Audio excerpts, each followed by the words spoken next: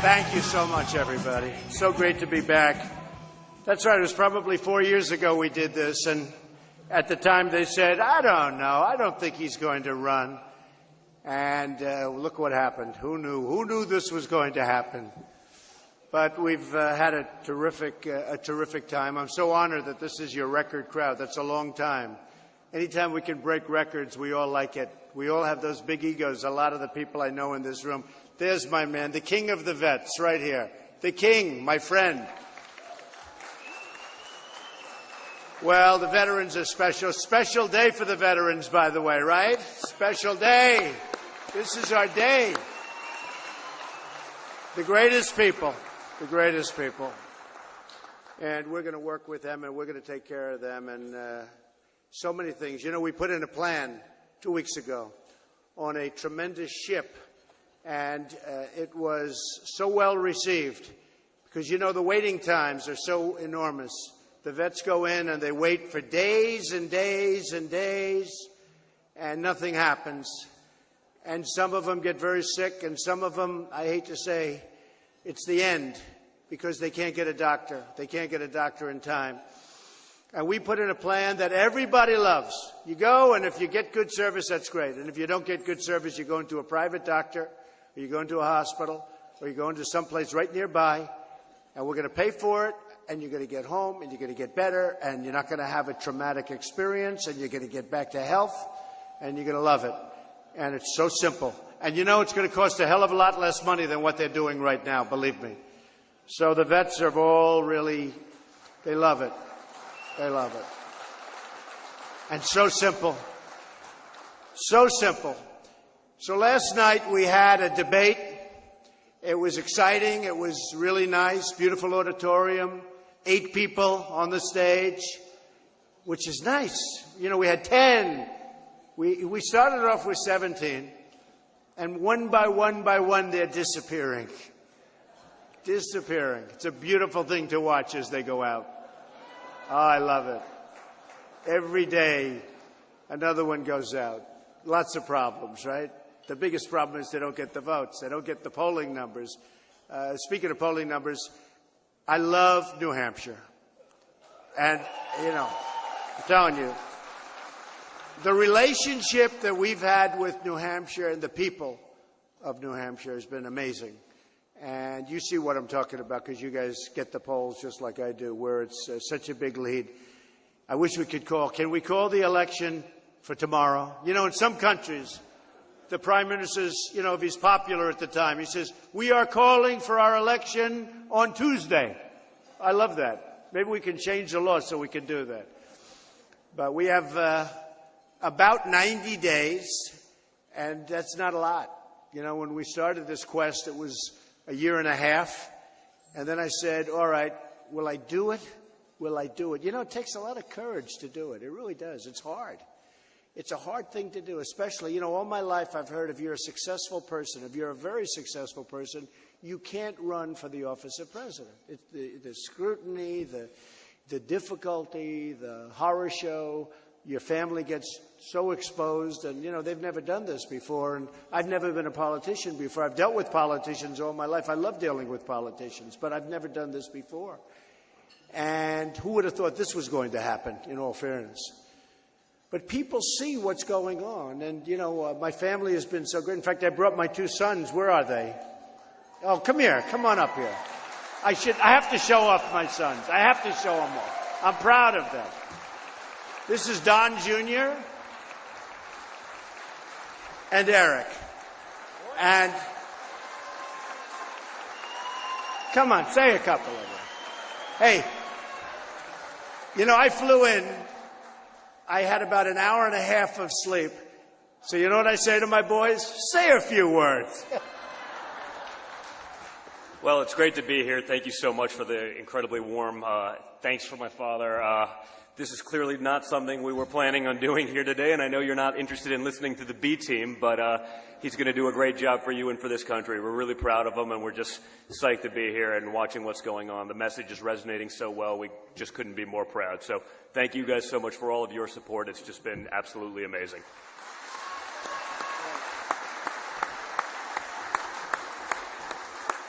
And I'm like the proud son. I mean, I cannot believe, obviously, we had an unbelievable debate. He won every poll last night. I mean, all the polls, all the ratings coming out of that thing last night was so good. But I'm so proud of him. I mean, what he's accomplished. He's been a politician for 4 months now. What he's accomplished in that period of time. Listen, guys, we're winning this thing. We're winning it. And honestly, he's always been a winner to me. He's my best friend. He's a mentor. He's an unbelievable negotiator. He's just the greatest man in the world, and I love him immensely. Our family is so important, and our relationship is so important. And I'm proud of him. I'm proud of him. So I'm that glowing son. But thank you guys for welcoming me to your state. We really appreciate it. Thanks, fellas. They're good boys. As I knock on wood, right? Knock on wood. We never know. They have been really great. And they're hardworking people. And they love what they do. And we're very proud of them. So I thought what we do today, because this is special and a special group, I thought we'd do question and answer, okay? Let's do it. And, you know, we're going to do a lot of things, and I just want to tell you, we're going to repeal Obamacare and replace it with something great. We're going to take care of our vets. We're going to build up our military. We're going to do such a great job on illegal immigration. You know, my biggest hand last night, and the biggest hand of the evening, was when I said, at the border, we're going to create a border. We're going to build a wall. We're going to build a wall. And the place went crazy. And even I was surprised. But that happens a lot because people want borders. We don't have a border. We don't have a country. And you happen to have a problem that's a little bit unique, although not totally unique, unfortunately, in the country. The problem of heroin in New Hampshire is unbelievable. It's like an unbelievable problem that you have. And you know where that stuff comes from. And we're going to work on, with all of our friends here, with so many, the clinics that they want to get involved with, and the rehab centers. But it's not unique to New Hampshire, but I think you have it bigger and tougher than anybody else. It just seems. It's such a big problem here. And we're going to work on it, and we're going to work on it very strongly. So we're going to do a terrific job.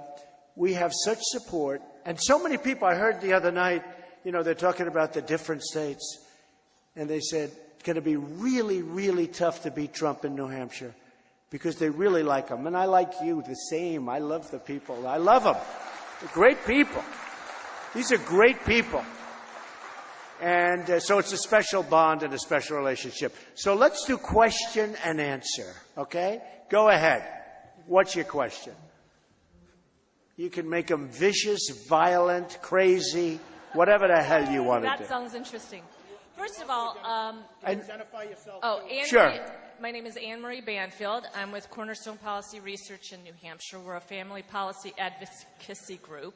Great. And I'm the education liaison for them. So I want to first thank you for your outspoken opposition to Common Core. Right, totally. I really appreciate that.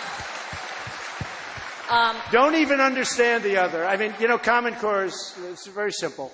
Yeah. Don't even understand how somebody, you know, Jeb, as you know, is a big Common Core person. Yeah. I don't even like to bring up his name because honestly, yeah, I'm not happy about that.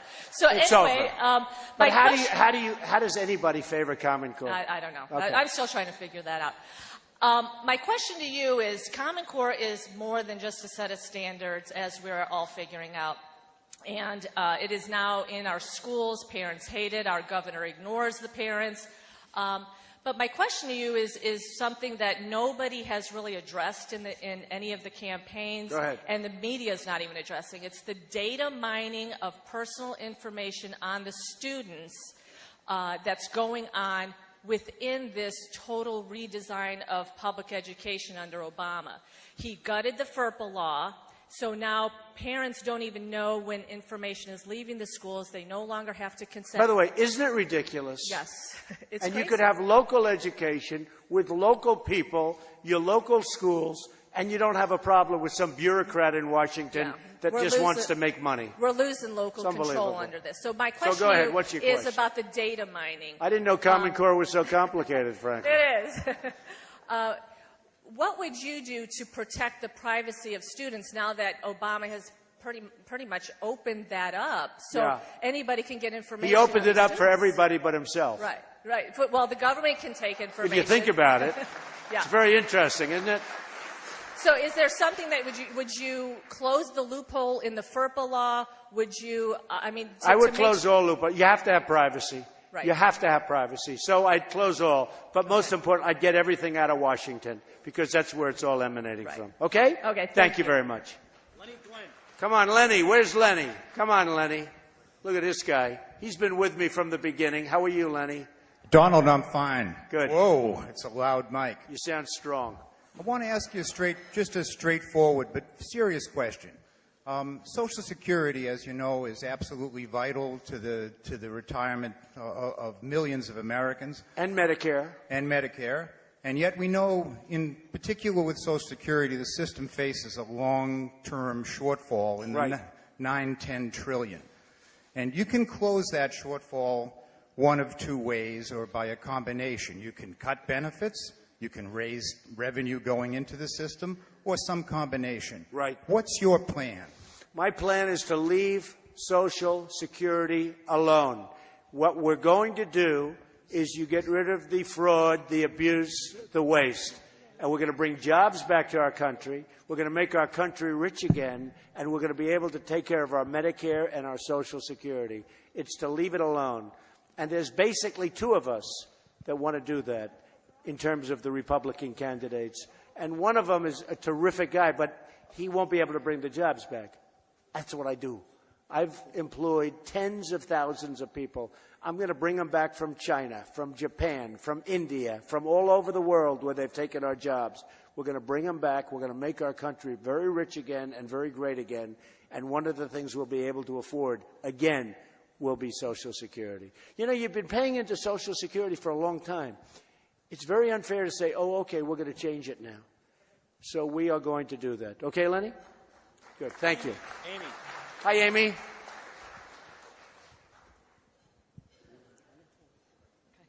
Mr. Trump, first I want to thank you for energizing the nomination process on the Republican side. Do you think they would have had, here's a question. Do you think they would have had 24 million and 23 million? You know, Fox was the biggest cable program ever, and CNN was the largest in the history of CNN. So if I wasn't involved, would they have had those numbers, do you think? I don't know. 23 and 24 million. Do you believe it? And you know what I got out of it? Nothing. I want to try and monetize that, right? Anyway, no, it's my honor. I appreciate what you said. Thank you. My question relates to maritime commerce. Our economy in New England and the nation depends increasingly on maritime transportation. Right. Ships that are getting larger and larger. Right. Maritime commerce, they actually pay $2 billion a year into a trust fund that's designed to maintain our nation's ports and waterways. Right. Only the president and administrations typically only requested about half that amount gets spent for its intended purpose. Okay. As president, what's your feeling on a trust fund of this sort, and would you work to try to increase? Well, you know, our ports are way behind, like everything else, like our airports, like everything else. Our ports for maritime are way, way out of whack. You go to some of these countries, they have deep water ports that are unbelievable, and we only can take certain size ships, et cetera, et cetera. We have the knowledge, we have actually the money, but we don't have this, and we don't have the leadership. Believe me, maritime is very important to me, and that's going to be taken care of. You'll be very happy. Okay? Thank you. My favorite vet, the king. Go ahead. Go ahead. Thank you. Thank you very much. Take the mic. Go ahead. He's got a very strong voice. Yeah. Go ahead. What I would like to see you do for the veterans. Did you like the plan I rolled out? I think you did a great job. Good. Thank you. But anyways, what my concerns are here is that there's a bill that passed the House. It's called, and now it's in the Senate. It's called Senate Bill 1082. It's the Veterans Availability Act. In your plan discusses, it talks about the veterans availability. But there was a bill passed a year and a half ago. It was a feel-good bill that done nothing, and not one person was fired. My concern is hoping that you can rock the boats of the Republicans in the House and the Senate, or actually the Senate, to sign on 1082, which has a lot more meat that works hand in hand with your bill to fire the ones that are stepping on veterans' health care in the United States. Very important. And if you can call them out on Senate Bill 1082, would be a win-win. I'll do that. I'll look into country. that when I get back. Yeah, I understand exactly what you're saying. Yes, sir. Okay, sure. Go ahead. Give him the mic. Right over here, please. To the right. And then we'll do Gordon.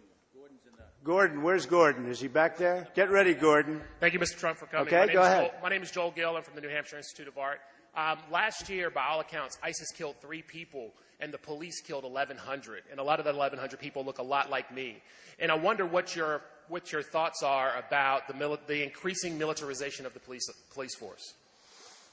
Well, I happen to think the police are not being treated properly in this country.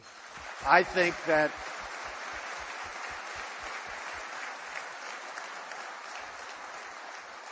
along with the vets, along with certain groups, these are tremendous people, and I've dealt with them, and I guess I've dealt with them more in the last 6 months than I've ever dealt with them before. You know, it's been an amazing experience for me. And I've seen people that are so dedicated, and you're always going to have a problem. You know, no matter what business you go in, you're going to have a problem. Somebody was stupid about something, and it's terrible. And you're going to have that, and we'll see that sometimes on television. And, you know, the sad part is you see that, but you don't see the millions of great acts and, you know, all of the positive things that are done. But I happen to think that I've met some of the finest people just dealing with the police forces throughout the country that I'm dealing with. I mean, here, they've been unbelievable the way they've treated me here. And, you know, you just feel safe. You come into these, sometimes I'll go into an arena with 20, 22,000 people, and you'll see these police come out, and they have great love and great respect, and you know, I've had a great relationship with them, and they're doing a really good job. And I know they could do even a better job. A lot of the genius has been taken away from them by politicians. But I really do feel, and I think it's important, that we cherish our police, that we respect our police, that we let them do what they have to do. You know, you look at some areas, you look at some places, and the crime is rampant, and you know that it can be stopped, or it could be largely stopped. So I just think that we have to just love our police forces and what they stand for, because believe me, they are really amazing people, and they're hard-working people, and they do an amazing job. So, yeah. Gordon? Yeah, thank you. Excuse me? Yes, hi, Gordon. Mr. Trump, question about federal subsidies for ethanol.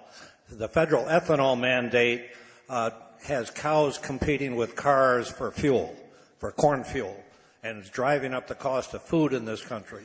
Yesterday, the union leader here in New Hampshire reported that New Englanders are spending $500 million per year extra on fuel because of the inefficiency of ethanol-based fuel. Furthermore, ethanol is really bad for old engines, old car engines, old boat engines, motorcycles, etc. And we've got a lot more domestic petroleum and natural gas than we did 5 years ago. You're on record as supporting the ethanol mandate 100%. Is that still true? What I'm going to do is we're doing actually a report on this. And, you know, you have different parts of the country that feel very differently about it. But we're doing a report on this over the next 3-4 weeks. And I'm going to see you. I'm going to give you a copy of it. It'll be very interesting to you. I think it's going to be it's going to be very revealing. So I will get a copy for Lenny, okay? For Gordon. Yes? Tim. Go ahead, Tim. Tim. All right, let's get Tim and then Jim. Okay. Tim? Thanks very much for coming. Thank you. I'm Tim Leshin from Northeastern University, and I wanted to ask you about higher education, because I feel like we are producing the future workforce that's going to drive the economy, and I wonder if you could talk about your view of higher education and what the federal government should be doing in that regard. Well, there's just about nothing that's more important than higher education and education generally. I'm a big, big fan of education, believe me. You don't have to convince me. I know what it means. I know what it represents. And, you know, along with protection, the military, we have to really cherish our professors, our teachers. And, you know, you talk about the police also. a group that does an amazing job are the teachers of this world. They can be professors, but unbelievable job. And, I've always said, I think they're the most underpaid people on earth. And yet they love it, right? I see teachers over here. You're a teacher. I can see. She's nodding. Yep, you're right. But in the meantime, you love it. And I know so many teachers, and they love it. And they're so smart and so good. And yet they make money that's, I have people that work for me. I have people that I know. I have people that I deal with all the time. They're nothing compared to the teachers I know. They make more money. And yet those teachers would never switch places. They love what they do. They're just amazing people. So education is very, very important to me. And it's going to be, if I win, it's going to be a very, very big factor. And it will be based locally, by the way. We get rid of the Common Core stuff. But it will be so good.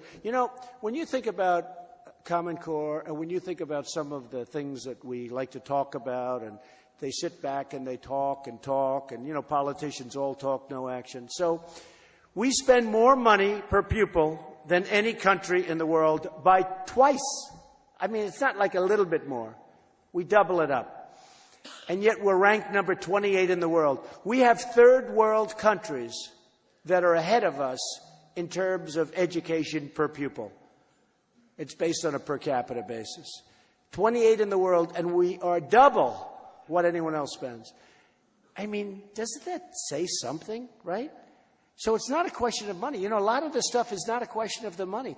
Even the vets, they spend so much money. But the administration is terrible. The money goes, the theft is unbelievable. There's been some stories with the VA hospitals that are horrible. It's not even a question of the money. Probably save money. You could probably save a lot of money and give much better care. I'm sure that you can. But it's the same thing over here. So I want to get those numbers, I want to get the numbers down, but I want to get the results up, more importantly, and we'll do that. Education's so big. Okay, thank you. Jim Flanagan. Go ahead, Jim. Hi, Jim. Good morning, Mr. Trump. Jim Flanagan from St. Anselm College. Thanks for being at our on Thank campus you, Jim. this morning. I appreciate it. My question to you is, if you're elected president, what will you do to battle the major drug problem in this country? Here in Manchester, New Hampshire, major epidemic with heroin addiction and so forth. So my question is, what would you do to battle that? The heroin problem. It's amazing, Jim, how many people bring that up. I'll bet half the people, if I didn't answer this question, half the people have their hand up about heroin. Because this area, I don't know what it is, but this area.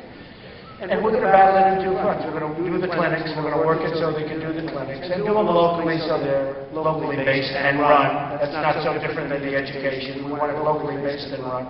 And we're also going to close up the borders. Got to close up the borders. The drugs are pouring in. When I say build the wall, I'm not just playing games. We're going to have a real wall. We're going to have a real wall. We're not playing games. They show a wall in one of the magazines last week. It's this tall, and they build a ramp. And they have trucks all over. The trucks are loaded with drugs. They use it like a speedway. They go off. That doesn't happen with Trump's wall, Jim. They're going to say, boy, that's a high ramp. Wow. We fall off that ramp, we're in trouble. Not going to happen. So we have to stop it. You have to stop the source. In the meantime, people are hooked. And I don't know what it is with heroin, but it just seems to be a really tough one to get away from. But it can be done. And we're going to take care of the people. These people got hooked. They got hooked unknowingly. I've heard stories where they had no idea, and all of a sudden they were hooked, and they can't get out of it. It's a terrible, terrible drug, and we will take care of it. As much as we can. As much as we can. But we can stop that source. Okay? Thank you. It's a great question. Christina? Go ahead. Christina? Where's Christina?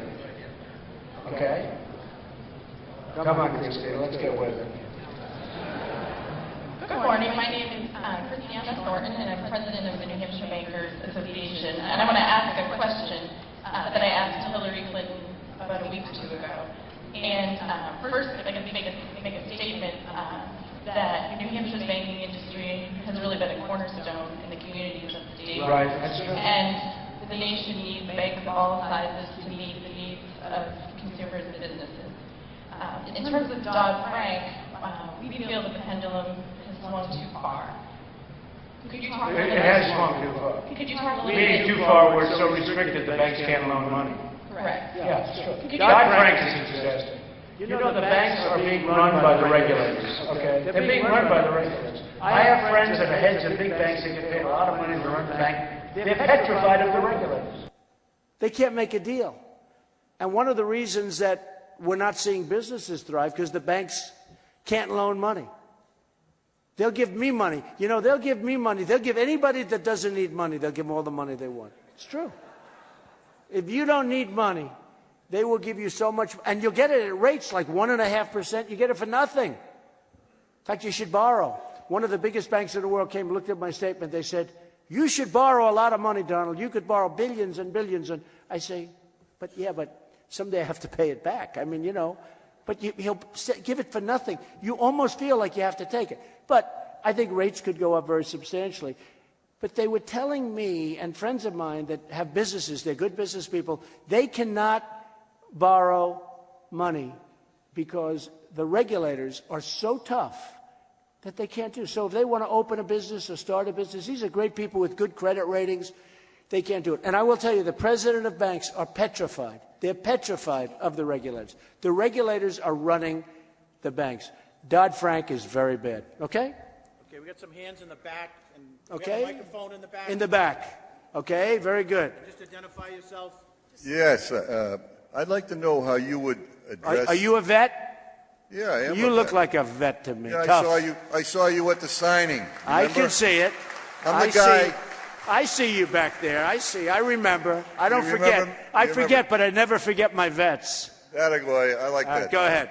I want to know how you would treat the abuse of executive orders, number one. And number two, I want my damn book signed for my wife. Okay. You'll bring the book up. Bring the book up. Bring that up. So a great thing happened. You know, President Obama signed an executive order where everybody just pours into the country. It was unbelievable. And, you know, they won in court to stop it, but everybody thought the appeals court would throw it out. And 2 days ago, the appeals court upheld it 2-1, which was shocking to people. And that executive order right now looks like it's going down the tubes. Now, it took 2 years to get there. But the whole concept of executive order, it's not the way the country's supposed to be run. You're supposed to go through Congress and make a deal and go and talk to people and get the guys in there. And you know, whether you're Republican or Democrat, you're supposed to all get together and you're supposed to make a deal. But he couldn't make a deal because it's not his thing. He doesn't really even want to deal with the Democrats. He doesn't want to deal with anybody. So he's got this new thing with executive orders. But I'm telling you, this was a great thing that happened 2 days ago.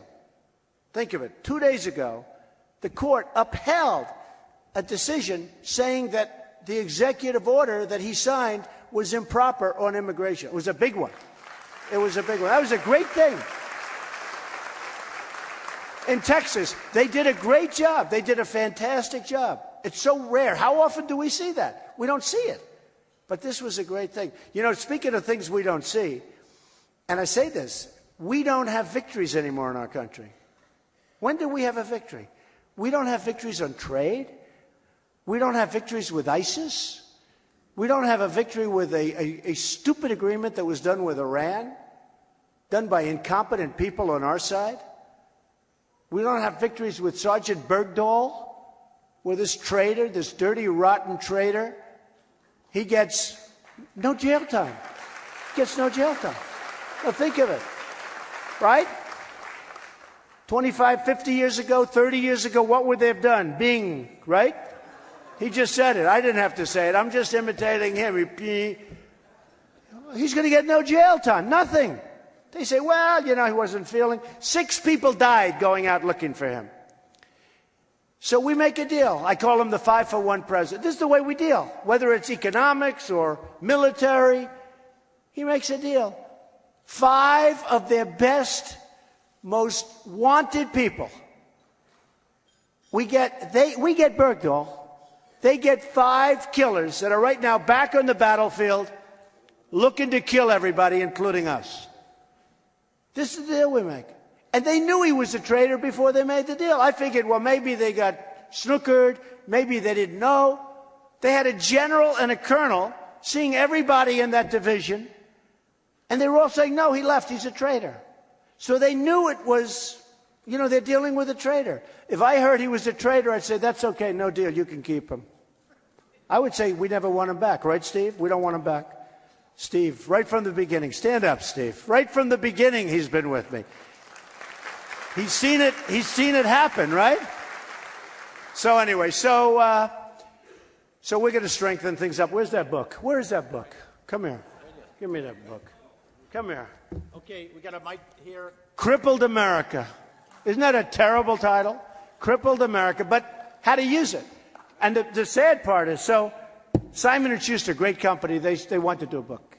And we wrote it up, How to Make America Great Again, Crippled America, How to Make It Great. So it's not just, it's crippled, we're going to make it better. And in doing the pictures, they sent up this great photographer, and he took these beautiful pictures. I wish I was so good looking like these pictures. And they were smiling like that. Beautiful. I look so good. My wife said, you look so great in those pictures. And then there was one that was taken when I wasn't ready. And it was a horrible picture. That's it. Look. And it's the worst picture I think I've ever taken. And the book is doing great. But how can you have a book titled Crippled America, talk about all horror stories and how to fix them? Because I don't want to be just a critic. There's nothing I hate more than a critic, where they criticize, but they can't do it themselves, you know. But I can't have that title and have a smiley face, right? So I have this horrible picture, but that's okay. And I think you'll like it. Okay, I'm going to send this book back to you. Why don't you ask your question here, sir, and identify yourself? Sure. Hi, my name is Rich Smitty. I'm from Merrimack, New Hampshire. First of all, I want to say good morning, Mr. Trump. Good morning. And I also want to thank all the veterans that have served this great country, the United States. Thank you. Great. Another thing that I have to say is that I like to be an optimist. So when you become president, have you given any long and hard thought to possibly who the vice president will be? Chris Christie. Good man, actually. Very good guy. Good guy. And did well last night. From what everybody tells me, did very well last night. Good guy. Well, there certainly could be a place for him, I can tell you that. You know, I like to not think about that position. I like to think. I have so many friends in the real estate business where they give you renderings. They're going to build. I call them the rendering guys. They never get it built. You understand, right? I was never a rendering guy. I like to get it built, and then I do the rendering. So I want to get this job done. We can make our country so great again. We can make it better than ever before. I mean it. We can make it better than ever before. We can make our country, think of it, better than ever before. But if we go another 4 years with Hillary and all these characters, it's never going to happen. So it's so important, this next election. Let's do a couple of more. Okay? Right here. Go ahead. Yes, hi. Just identify yourself. Here's the mic. Just move it along. Hi, thank you. Vincent DeVito, Bowditch and Dewey. Let me know your thoughts, please, why you think it took President Obama and Secretary Clinton so long to announce their decision on the Keystone Pipeline. 7 years, even though we 7 know years where to their say thoughts no were. Yeah. on the pipeline. Now, I have to tell you, I feel a little differently than most. I want the pipeline. And by the way, without eminent domain, you don't have a pipeline. You know that. You know, people say, oh, eminent domain. I don't love eminent domain, but you won't have highways without eminent domain. You won't have roads. You won't have sewage systems. You won't have anything. You won't have towns because there'll be no way. You know, somebody criticized this group, this Club for Growth, a bunch of real losers. They come up to my office. No, I got to tell you, because he mentions the pipeline. Every time I think of the pipeline, I say, oh, that's eminent domain. In fact, you know the pipeline, the Keystone Pipeline, they have a whole thing in their website about eminent domain, how wonderful it is. Because you wouldn't get that pipe 2 miles without stopping it.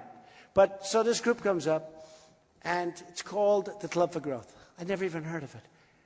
A friend of mine set it up, some friend. And this guy comes up, a character, you know, looking for himself. And he said, Mr. Trump, tells me about it. I say, oh, good, good, good. You know, I'm falling asleep listening to him. I say, was this guy ever going to get... It's true. He's an ex-congressman, so what do you expect? Oh, he's an ex-congressman. So he comes up to my office, and he talks to me, and then he said, would you make a contribution? I said, how much? I had never even heard of him. And he's asking, $1 million. I said, man, he must think I'm pretty stupid, right? You know, you can have money and you can be rich, but you don't want to have people think you're stupid. So anyway, I said, well, let me think. I want to be nice. So they write me a letter. He puts it in writing. You tell me, how stupid is he? He writes me a letter requesting $1 million. We very nicely, Corey, a New Hampshire man. Where's Corey? My man, Corey. He's become a major star in New Hampshire. My main guy is from New Hampshire. You believe that, huh? He knows every road. They got lost the other day. You know, we were up here a couple of days ago, and we were going to this place, and the driver got lost, and Corey told him exactly how to go. So he's from New Hampshire, very famous. Raise your hand, Corey. But Corey was in my office, right? Corey's sitting there. So he asked for me. Then I get a letter a couple of days later. Mr. Trump would like to request $1 million for the Club for Growth. I said, is this guy crazy? $1 million? So I was just nice. You know, how do you say no nicely? You say, no, I'm sorry, we're not interested. We said it nicely. All of a sudden, news conference. Donald Trump is not a conservative. He's not a real conservative. I didn't give him $1 million. I guarantee you, if I paid $1 million, he would have been saying I'm the greatest guy in the world. These people are the worst. I'll tell you what, you meet some bad people in politics. But the reason is the eminent domain. Because years ago, there was a project that needed a certain house, and eminent domain, it would have, by the way, would have created 2,000 jobs and all. But without eminent domain, and it's interesting because most of the conservative groups, and me, and I'm a conservative person, but most of the conservative groups very much in favor of the Keystone Pipeline, right? Wouldn't you say? Most of them. And there's no downside. It's better environmentally, all the stuff. You don't have the trucks driving all over the place, and it's better. And so many advantages. But in order to do it, you need eminent domain because you have to condemn that little narrow strip going through somebody's farm or wherever it may be going, right? And they have a whole thing about eminent. It's okay. Eminent domain's okay for them. But for me, no good. You know, it's sort of an amazing thing. But I will say this about the Keystone Pipeline. We're taking fuel from Canada. We're sending it through our country. Okay. I've heard of better deals than that, right? But I still like it because it's more stuff coming out. It's good. Keep prices down. It's good. But I want a piece of the profits from the pipeline. See, right now, we're giving them, oh, go ahead through our land. Go ahead. Come on. I want like 25% of the profits. Does that make sense? I could say 50%, but I want to be nice. No, seriously. I want 25% of the profits. And I'm going to approve it fast, but I want 25. I'm going to negotiate a deal. It'll take me about 2 seconds. Those guys have been so beaten up with that stupid pipeline. They have been so beaten up. I'll get them into my office. They'll give me whatever I want in about 2 minutes, right? But let's make a good deal. Why should we have a pipeline that we made possible, right, and not get a piece of it? So I want 25% of the profits, okay? All right. Okay, one more good one. Unless it's a bad one, then we'll do it. So we'll end on a good one. Sir, here's a good-looking guy, wherever the... Oh, there you are. Go ahead. We have a spelling bee winner here that has a question for you, sir. Go ahead. Hi, I'm Adam. I am 10 years old, and I'm from Bedford, New Hampshire. And are you a spelling maven? Yeah. Okay, good. I want to know your opinions on NASA. NASA. On NASA? Or NASA. Space. I think it's great. The space program. You know, in the old days, it was great. Right now, we have bigger problems. You understand that. We got to fix our potholes. You know, we don't have exactly a lot of money. I love NASA. I love what it represents. I love what it stands for. And I hope that someday in the not-too-distant future, we can get that going. Space is terrific. Space is terrific. You know, space is actually being taken over privately, which is great. It's being taken over. A lot of private companies going up through space. And I like that maybe even better. But it's very exciting. And if you're looking to do that, I think it's terrific. It's terrific for the future. And you love it, I can see, right? You love it? Whatever it is you love, you do. Okay, one more question. One more. Where's the mic? Toby and the... Go ahead. You want to stand and just yell it out? Time is. Go ahead. Go ahead. Yell it out. Yell it out. Go ahead. You don't need him.